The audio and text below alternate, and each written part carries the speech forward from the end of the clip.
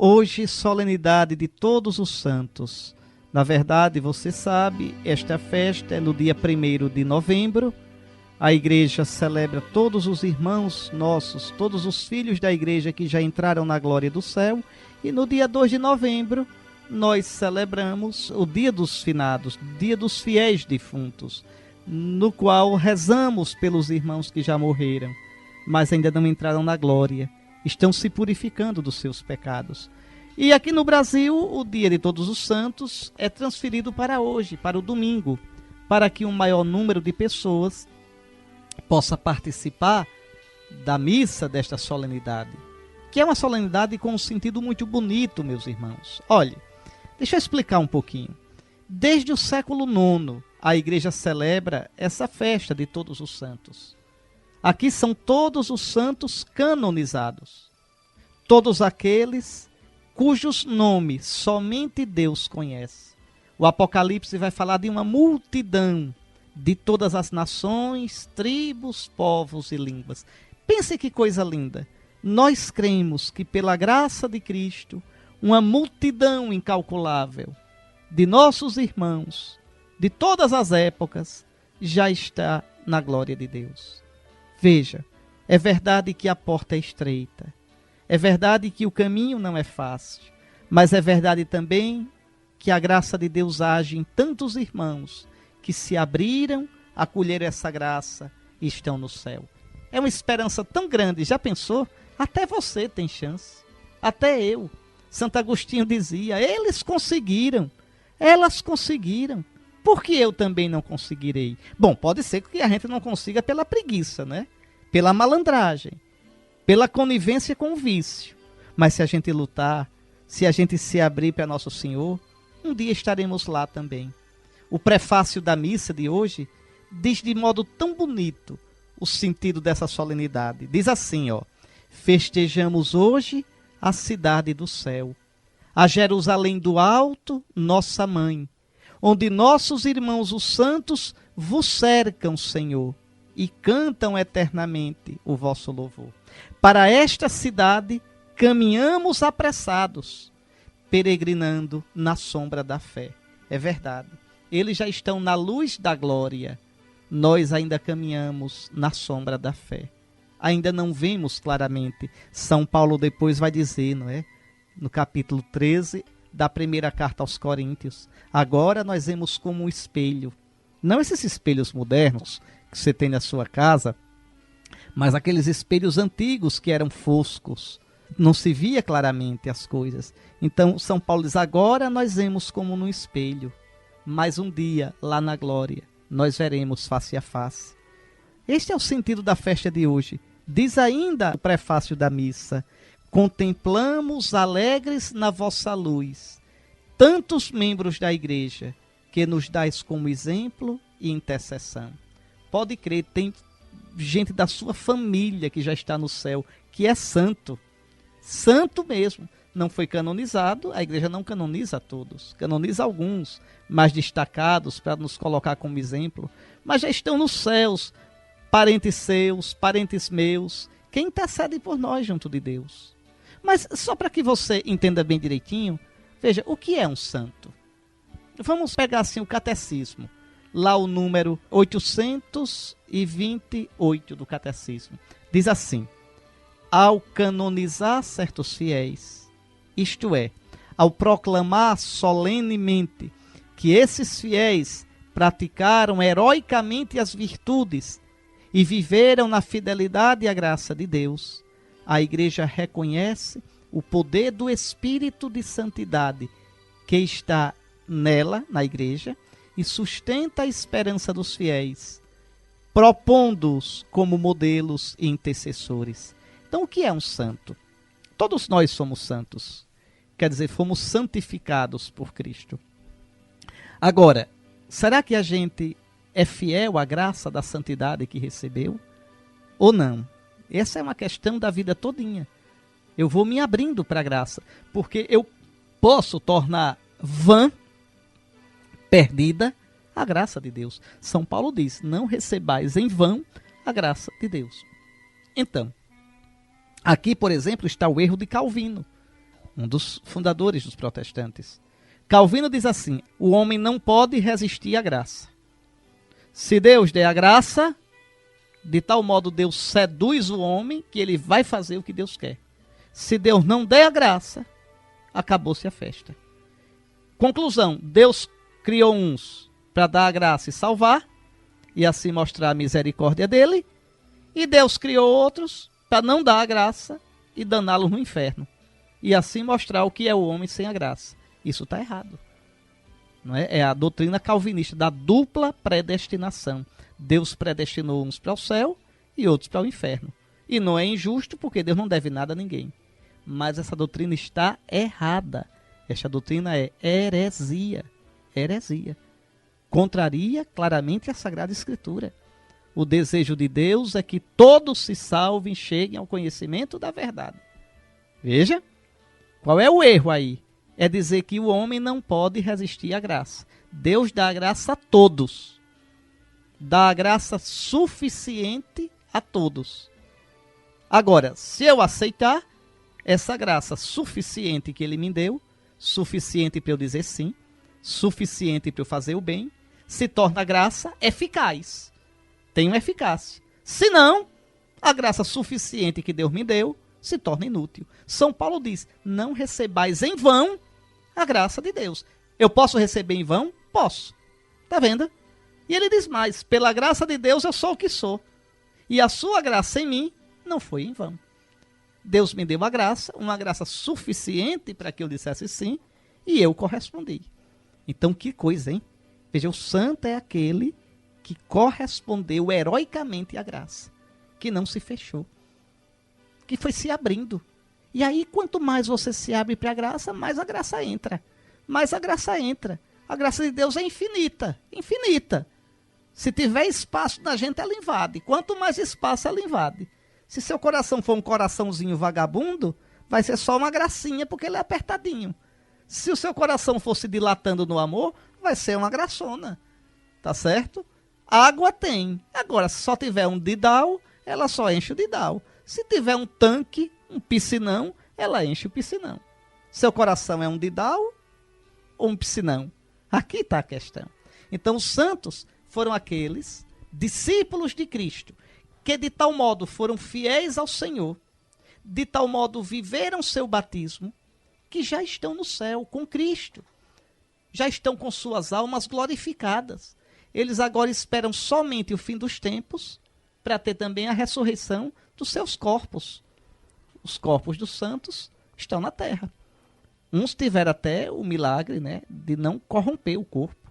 Há santos que têm o corpo, não é, ainda intacto. É milagre, isso a ciência não explica. Milagre. Tá certo? Santa Bernadette, você olha, parece que ela morreu naquela horinha. O corpo dela está intacto. E tem outros, tem muitos santos com o corpo intacto. É um milagrezinho, um sinalzinho que Nosso Senhor nos dá de que os nossos corpos um dia vão ressuscitar. Só Nossa Senhora é que já está no céu, em corpo e alma. Mas que coisa bonita, veja. Não é? E esses, quantos são os que estão no céu? E o Apocalipse vai dizer hoje na leitura, uma multidão que ninguém podia contar. Hoje, nós veneramos a memória desses habitantes do céu. Eles não somente são exemplo para nós, mas eles também nos são intercessores. Unidos a Jesus, cheios do Espírito Santo de Jesus, eles intercedem por nós. Olha, isso é um consolo muito grande. O santo é um pecador como nós, que lutou para levar Cristo a sério na sua vida, que procurou ser fiel à graça de Cristo, que viveu o Evangelho. A luta que os santos tiveram é a luta que você tem, meu irmão. É a luta que eu tenho. Por isso mesmo, veja, a igreja apresentando, não é, esses santos como exemplos, nos incentiva. E é esse o sentido da canonização. A igreja não santifica ninguém, quem santifica é Cristo, na força do Espírito Santo. A igreja canoniza. O que quer dizer canonizar? Vem da palavra cânon. Cânon quer dizer lista, relação. A igreja coloca essas pessoas na relação, no cânon dos seus santos. Pronto. Canonizar, colocar no cânon. não no cano. Colocar no cano. É canonizar. Colocar na relação dos santos. Isso é o Papa que faz. O Papa diz, né? Pela autoridade a mim dada por nosso Senhor Jesus Cristo, pela autoridade dos apóstolos São Pedro e São Paulo, como pastor supremo da igreja, depois de ter ouvido o conselho dos cardeais, depois de ter estudado profundamente a vida desse irmão, eu, em nome de Cristo, declaro que ele está na glória do céu. Veja, o Papa não coloca no céu, ele declara que está no céu. Quem colocou no céu foi Cristo, tá certo? E para tanto colocamos na lista, no cano dos santos. Foi canonizado. Compreendeu agora? Então é isso que é canonizar. Pois bem, o santo não é um super-homem. Veja, entenda isso, né? O santo é alguém como nós. É por isso nosso modelo, é um incentivo para a gente. Ele não é um super-homem que se santificou com suas forças. Ninguém se santifica com suas forças. Sem a vossa graça, Senhor, ninguém é forte, ninguém é santo. O santo é aquele que disse sim à graça de Cristo. Está certo? Então, dizer que alguém é santo é dizer que ele foi santificado por Cristo. Repito aquela frase de São Paulo. Pela graça de Deus, sou o que sou. E a sua graça em mim não foi em vão. 1 Coríntios 15, 10. Em Judas, a graça de Deus foi em vão. Em você, a graça de Deus está produzindo fruto ou vai ser em vão? Aqui está a questão. Então, quando a igreja afirma que alguém está na glória e o chama santo, o que a igreja quer é mostrar o quanto a graça salvadora de Cristo é eficaz. O quanto a força do Senhor Jesus, nosso único Salvador, é capaz de transformar nossa miséria humana, de nos elevar à santidade.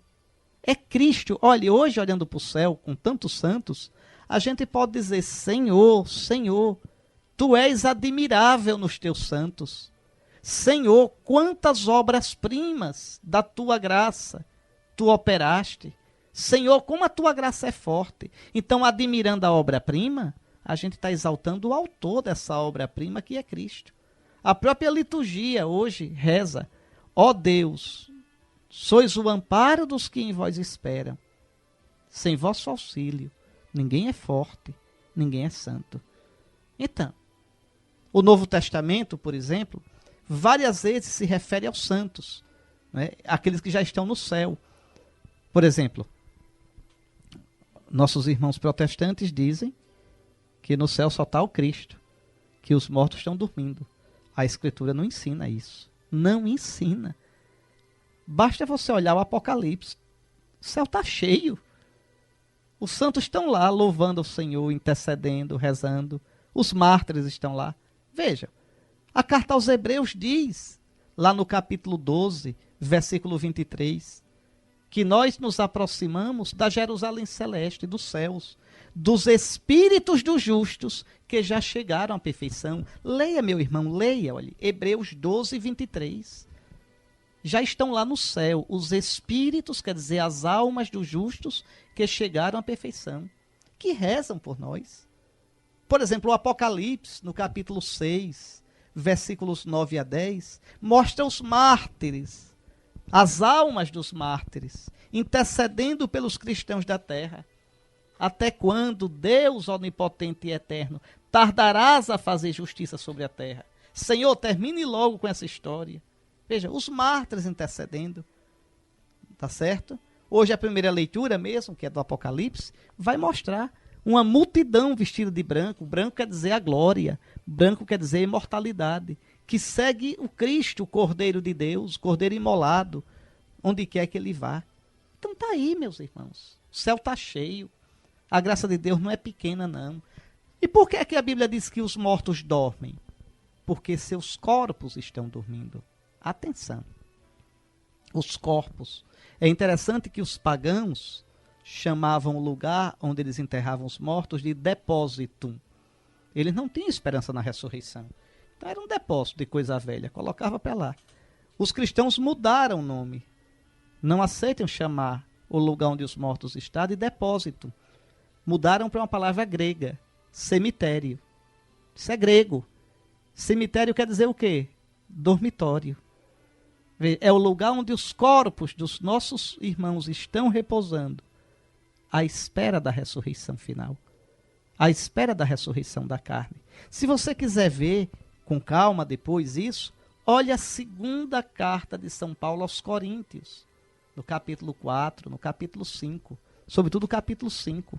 São Paulo fala claramente sobre esta questão. E eu já expliquei aqui uma vez, eu destrinchei essa segunda carta de São Paulo aos Coríntios, o capítulo 5. Então, vamos lá. Nós já somos santos.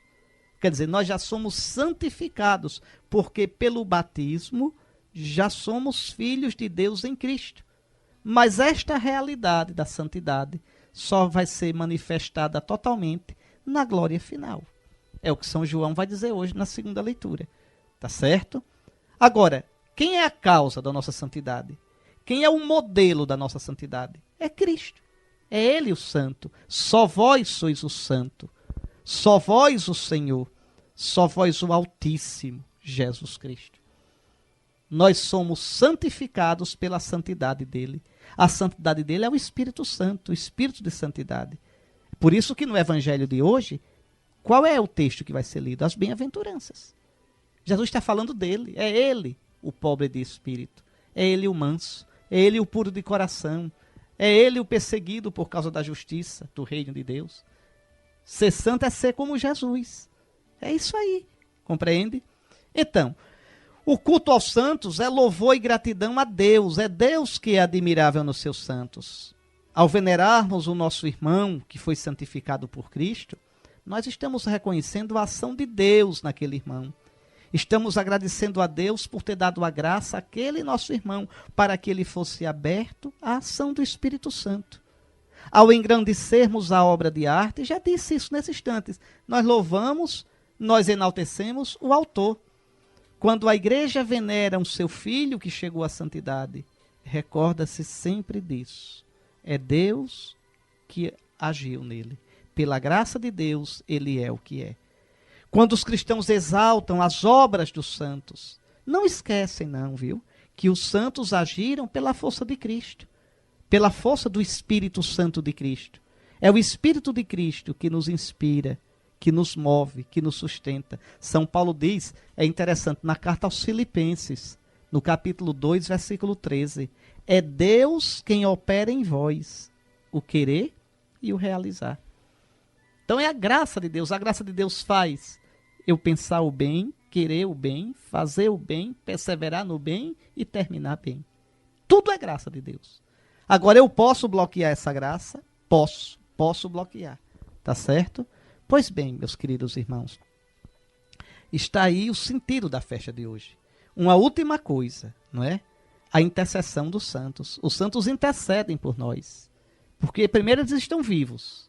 E segundo, eles têm neles o Espírito de Cristo, que ora neles, que clama neles. Claro, se eu, que sou pecador, que estou na terra, posso rezar por você, por que quem está no céu não pode? Veja, a igreja é a comunhão dos santos. A morte não destrói essa comunhão que existe entre nós por causa de Cristo Jesus. Compreende? Então, se você quiser, eu vou lhe dar alguns textos da Bíblia que você pode ler depois para você ver isso. Como os cristãos intercedem uns pelos outros. Ora, eu intercedo pelos outros porque tenho o Espírito de Cristo, que é o único mediador. Sem o Espírito de Cristo, a minha oração não vale. Então, os santos também têm o Espírito de Cristo. Se você disser assim, ô Dom Henrique, o senhor rezar para Nossa Senhora, o senhor rezar para São Francisco, não é Cristo o único mediador? Se for assim, então também eu digo, você não reze por mim, que você não é mediadora. Pronto. Você não é mediador, não quero sua oração. Mas a Bíblia diz, orai uns pelos outros. São Paulo diz, irmãos, orai por mim. E então? Por que é que eu posso rezar pelos outros? Se você me diz, Dom Henrique, reze por mim, você está pedindo do quê? Para eu ser mediador junto de Cristo em seu favor. E eu estou acabando com a mediação de Cristo? Não. Não estou, porque a minha oração é em Cristo. É no Espírito de Cristo. A oração que não vale é aquela fora do Espírito de Cristo. Agora os santos que estão no céu, cheios do Espírito Santo, eu não vou querer a oração deles, só se eu for besta. Eu não sou trouxa. Oxente, eu quero sim que reze por mim. Todos os santos e santas de Deus, com os anjos, rogai por mim que preciso. Tá certo? Você pode olhar isso que eu estou dizendo, olha, Romanos, capítulo 8, versículos 26 a 27. Pode olhar. Romanos 8, 26 a 27. Vou dizer outra passagem. 2 aos Coríntios, capítulo 1, versículo 1. Outra, Efésios 1, 16. Outra, Efésios 6, 19. Outra, Filipenses 1, 4. Outro, Colossenses 4, 12. Mais outro, 1 aos Tessalonicenses 1, versículo 2. Mais outro, 1 aos Tessalonicenses 5, 25. E ainda mais 3 passagens. 1 a Timóteo 2, 1. Tiago 5, 16. Apocalipse 6, 10. Pronto. Vocês vão ver os santos da terra rezando uns pelos outros. Se eles rezam uns pelos outros, por que os do céu não podem rezar? Claro que podem. Quanto mais junto de Cristo, mais amor eles têm. Mais preocupação por nós eles têm, porque estão na fonte de todo amor. Vocês estão vendo que o céu está cheio? Está aí. Vamos ver rapidamente alguns pontos dessa leitura. Primeiro, observem o que a Escritura diz. Não façais mal à terra, nem ao mar, nem às árvores, até que tenhamos marcado na fronte os servos do nosso Deus. Existe, viu, meus irmãos, uma misteriosa comunhão entre a humanidade e a criação toda. O mesmo Deus que nos criou, criou tudo. No fim de tudo, nosso corpo ressuscitará quando toda a criação for transfigurada. Mas até lá, não façais mal. Então nós estamos naquilo que a Bíblia chama, uma passagem do Apocalipse chama de reino de 1000 anos. Os milenaristas pensam que no fim dos tempos, quando Cristo vier, vai começar o reino de 1000 anos aqui na Terra. Não, isso é uma heresia, chama-se milenarismo. É uma heresia. Nós já estamos nesse reino de 1000 anos. O que é esse reino de 1000 anos? 1000 anos por quê? Porque quer dizer um longo tempo e indeterminado. Qual é esse reino de 1000 anos? É o tempo em que Cristo já está na glória, reinando, está certo? Os seus santos já reinam com ele, porque os que morrem em Cristo já reinam com Cristo, mas o combate não terminou ainda. No final haverá o último combate.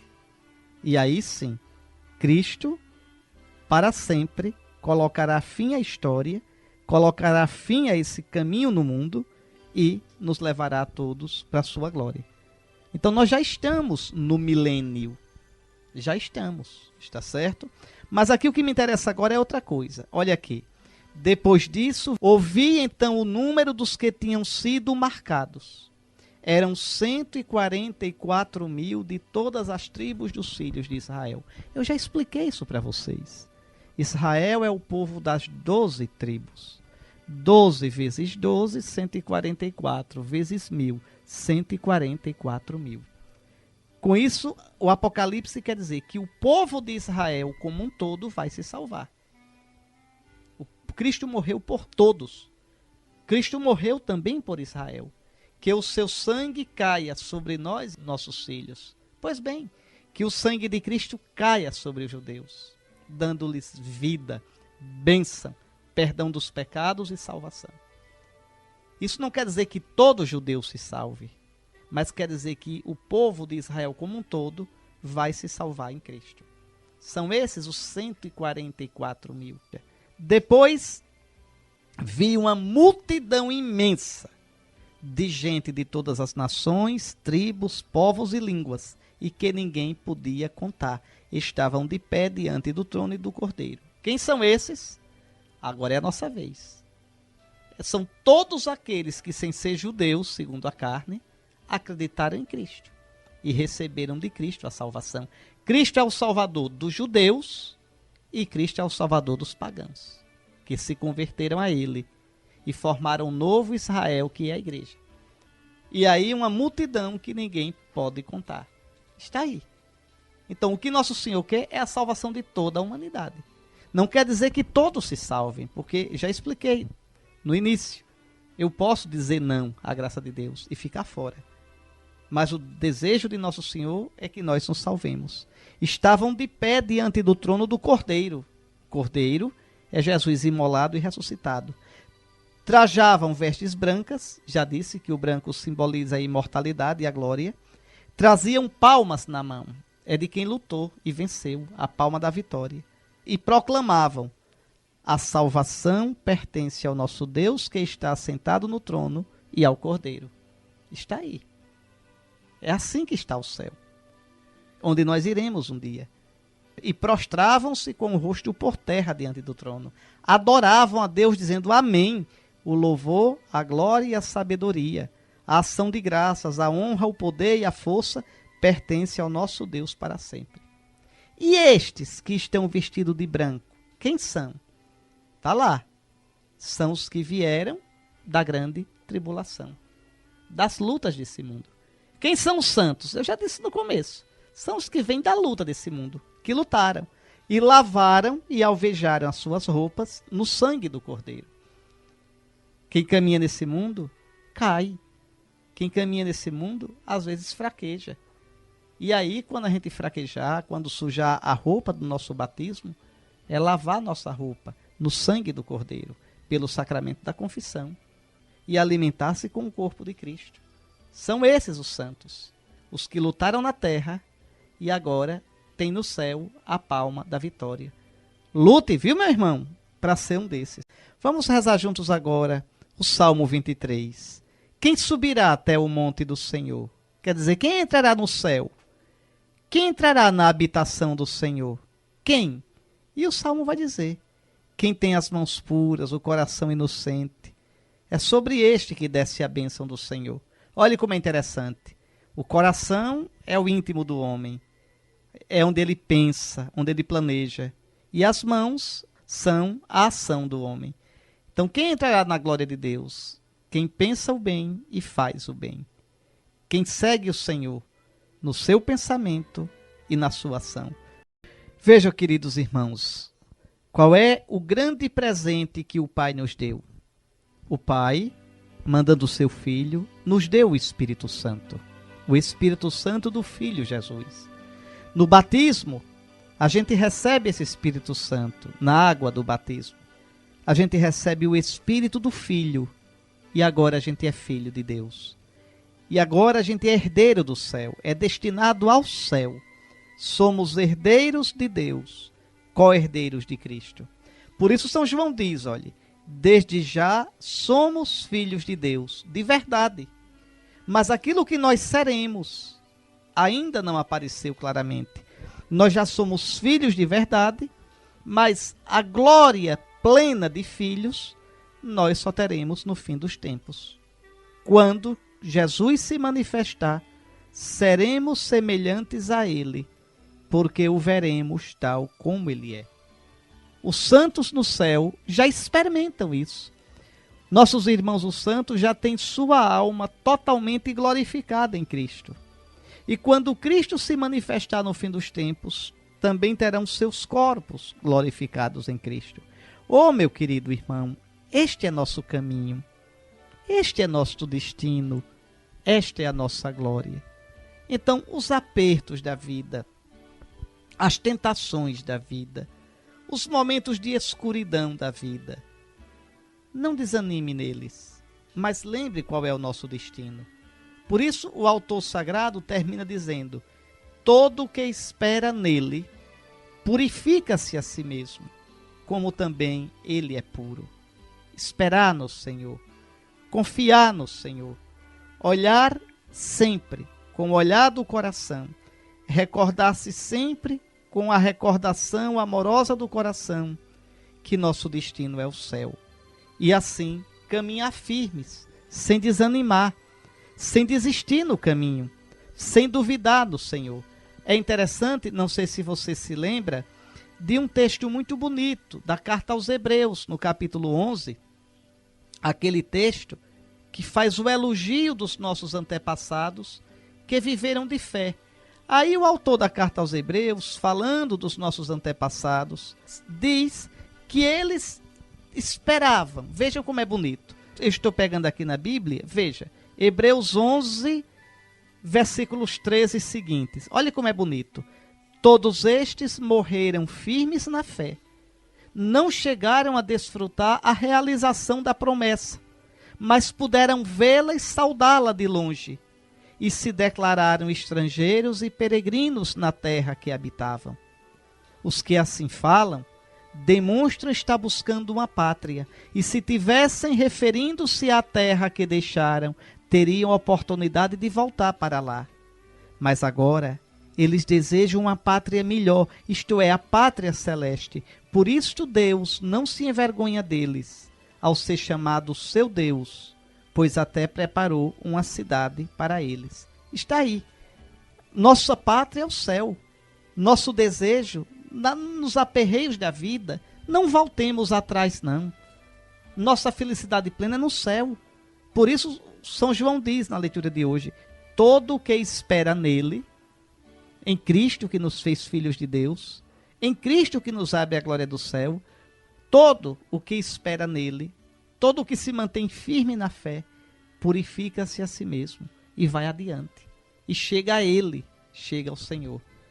Coragem, continuemos o nosso caminho. Não voltemos atrás. Lembremos-nos do que diz o nosso Salvador. Quem coloca a mão no arado e olha para trás, não é apto para o reino de Deus. Os santos são santos porque não desistiram, porque fiéis à graça caminharam até o fim. Queridos irmãos, como eu já expliquei, é Jesus o bem-aventurado. Mas se olharmos direitinho essas bem-aventuranças, todas elas se resumem numa só. Na primeira, bem-aventurados os pobres em espírito, porque deles é o reino dos céus. O que é ser pobre de espírito? Ser pobre de espírito é diante de Deus reconhecer que você deve tudo a Ele. É você dizer, Senhor, eu venho de Ti, eu vou para Ti, eu vivo na Tua presença. Senhor, sustenta-me. Senhor, minha vida é Tua. Quem é pobre de espírito, e Jesus foi isso a vida toda, eu vim, ó Pai, para fazer a Tua vontade. Pai, nas Tuas mãos entrego o meu espírito. Quem é pobre de verdade, tenha todas as outras bem-aventuranças. Por exemplo, bem-aventurados os aflitos. Por que é que Jesus chama quem está aflito de bem-aventurado? É porque nas aflições da vida, a gente descobre, a gente experimenta o consolo de Deus. Aquele que vive na boa, aquele que só conhece sucesso, fama e elogio, vai se esquecendo de que depende de Deus. E procura suas consolações nas coisas do mundo. Consolações falsas, fugazes, superficiais. E se torna essa própria pessoa falsa, fugaz, superficial. Então, bem-aventurado você no momento da sua aflição, porque poderá experimentar o consolo de Deus. É isso que Jesus quer dizer. E Jesus foi consolado pelo Pai a vida toda no Horto das Oliveiras e foi consolado na cruz com a ressurreição. Olhe, bem-aventurados os mansos, porque possuirão a terra. Ou seja, bem-aventurado aquele que se confia em Deus, que confia a Deus a sua causa, porque se torna senhor de si próprio e herdeiro daquela terra que nunca será roubada, herdeiro do céu. Bem-aventurado quem é manso, é senhor de si mesmo, é senhor do seu coração e herdará um dia o céu. Bem-aventurados os que têm fome e sede de justiça. Que justiça é essa? Não é simplesmente a justiça social. Justiça na Bíblia é primeiramente a obediência a Deus. O justo é o santo, é o que obedece os mandamentos. Então, bem-aventurado aquele que tem sede de viver na lei de Deus. Bem-aventurado aquele que tem sede de cumprir os preceitos do Senhor, porque eles serão saciados. Serão saciados. E um dia no céu verão a justiça, a santidade de Deus. Claro, Aquele que tem sede dessa justiça, de viver nos preceitos de Deus, terá sede também da justiça na terra, da verdade. Então, é esse o sentido. Bem-aventurados os puros de coração, porque verão a Deus. Quem é o puro de coração? É aquele que é reto. É aquele que o sim é sim e o não é não. É aquele que não é hipócrita, que não é mascarado. Bem-aventurado esse que é puro, que vai purificando suas intenções, seus desejos, porque eles verão a Deus. Eles terão um olhar tão límpido do coração que verão em tudo a vontade de Deus. Bem-aventurados os que promovem a paz, porque serão chamados filhos de Deus. Não é uma paz qualquer, é a paz que vem de Cristo. É a paz que nos une a Deus, o Pai, e nos une aos outros em Cristo. O Shalom de Deus. Bem-aventurados os que são perseguidos por causa da justiça do reino. São perseguidos por causa de Cristo. Por isso Jesus conclui: bem-aventurados vós, quando vos injuriarem, perseguirem, mentindo, disserem todo tipo de mal contra vós por minha causa, por causa do reino. Então, o bem-aventurado é Jesus. Quer ser santo? Quer ser bem-aventurado? Olhe Jesus. Crave o seu olhar em Jesus. Siga Jesus. Busque sempre a vontade de Jesus. É isso. Lembrem-se, na vida só há uma tristeza, é não ser santo. Não ser santo quer dizer não ser amigo de Deus. E aí é viver uma vida besta, uma vida à toa. Que Nossa Senhora, que está na glória, que todos os santos, que os santos da sua devoção, que os anjos e arcanjos, serafins e querubins, todos aqueles, conforme mostra o Apocalipse, que estão na glória de Deus, que eles intercedam por nós. E a você, a sua família, abençoem o Deus Todo-Poderoso, Pai, Filho e Espírito Santo. Que todos os santos e santas de Deus roguem por nós. E fiquemos agora com a Salve Rainha, pedindo a Nossa Senhora, a Rainha dos santos e santas, que interceda por nós. Amém.